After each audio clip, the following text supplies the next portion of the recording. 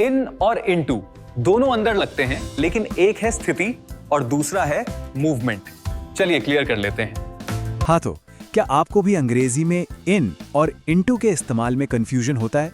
लगता तो यही है कि भाई दोनों का मतलब अंदर ही है, पर असल में कब, कहां और क्यों कौन सा शब्द इस्तेमाल करना है, ये चीज ना अक्सर क्लियर नहीं हो पाती। डोंट वरी, आज इस उलझन को हम इतने सिंपल तरीके से दूर करेंगे कि इसके बाद कभी कोई गलती होगी ही नहीं। ओके, तो चलिए सीधे पॉइंट पर आते हैं। इन और इनटू के बीच का जो फर्क है ना, वो असल में एक बहुत ही सिंपल, बहुत ही बेसिक रूल पे टिका है। और यकीन मानिए, अगर आपने बस ये एक नियम समझ लिया तो समझ लीजिए आधी जंग तो वहीं जीत ली। देखिए, सारा का साला खेल जो है ना, वो सिर्फ दो शब्दों का है। एक है पोजीशन और दूसरा है मूवमेंट। सिंपल। इनका इस्तेमाल हम तब करते हैं जब कोई चीज पहले से ही किसी जगह के अंदर है, मतलब एक फिक्स्ड पोजीशन में है, स्थिर है। और इनटू का इस्तेमाल वो तब होता है जब कोई चीज बाहर से अंदर की तरफ जा रही हो, मतलब एक्शन हो रहा है, मूवमेंट हो रहा है। बस यही वो एक रूल है जो सब कुछ बदल देगा।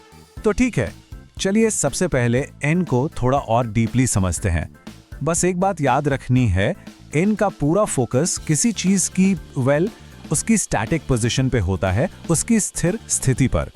मतलब सीधा सादा मतलब है इसका, इन यानी अंदर होना, जहां कोई मूवमेंट नहीं है, कोई एक्शन नहीं है। ये बस किसी की लोकेशन या उसकी फिक्स पोजीशन को बताता है। फॉर एग्जाम्पल, ये सेंटेंस देखिए, she is in the room. इसका मतलब क्या हुआ? इसका मतलब है कि वो लड़की पहले से ही कमरे के अंदर है। वो कमरे में जा नहीं रही है, वो पहले से अंदर है। उसकी लोकेशन कमरे के अंदर है। No movement, only position. Simple. अच्छा, एक और एग्जाम्पल देखते हैं। There is milk in the bottle. यहां भी सेम लॉजिक है। दूध जो है वो बॉटल के अंदर एक स्टैटिक पोजीशन में है ना? दूध बॉटल में डाला नहीं जा रहा, वो तो पहले से ही अंदर है। और पता है, ये सिर्फ छोटी चीजों के लिए नहीं, बड़ी जगहों के लिए भी काम करता है। जैसे ही लिव्स इन दिल्ली, इसका मतलब वो दिल्ली के अंदर रहता है। ये उसकी लोकेशन बता रहा है, कोई मूवमेंट नहीं। ऑलराइट, तो इन का मामला तो क्लियर हो गया, राइट? अब बारी आती है इनटू की। और जैसा हमने शुरू में ही बात की थी, ये शब्द ये पूरी तरह से मूवमेंट यानी गति के बारे में है। तो इनटू हम कब यूज करते हैं? जब कोई चीज, थिंक ऑफ इट, बाहर से अंदर की तरफ जा रही हो। ये एक डायरेक्शन दिखाता है, एक एक्शन दिखाता है, मतलब किसी चीज में एंटर करने का एक्शन। फॉर इंस्टेंस, ये sentence, she walked into the room. अब यहां देखिए, साफ पता चल रहा है कि वो पहले बाहर थी और फिर चलकर कमरे के अंदर आई। ये है मूवमेंट, बाहर से अंदर की ओर। या फिर ये वाला एग्जाम्पल देखिए, ही poured water into the glass.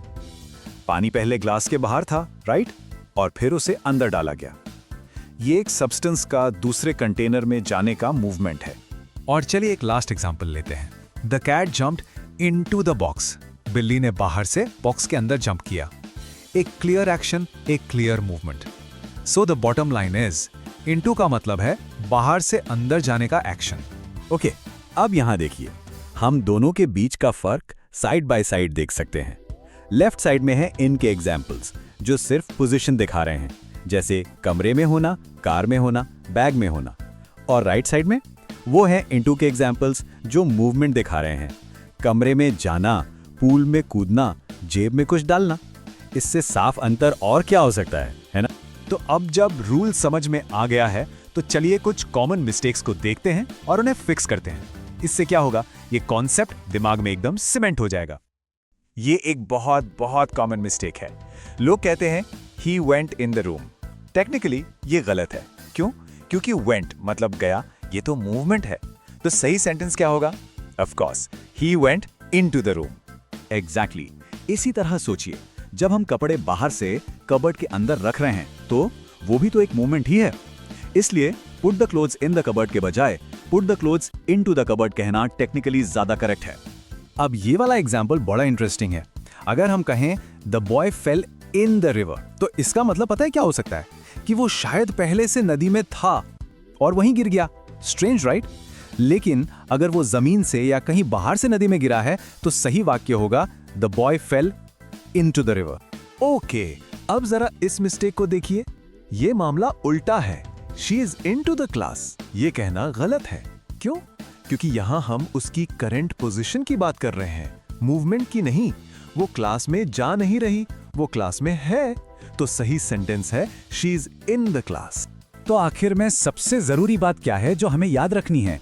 बस इतनी सी कि इन दिखाता है जगह और इनटू दिखाता है दिशा। One shows a place, the other shows direction.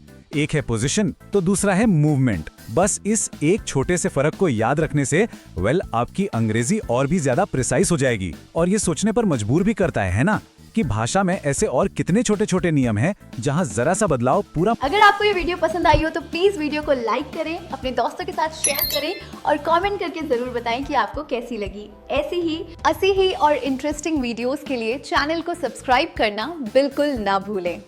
Thank you for watching.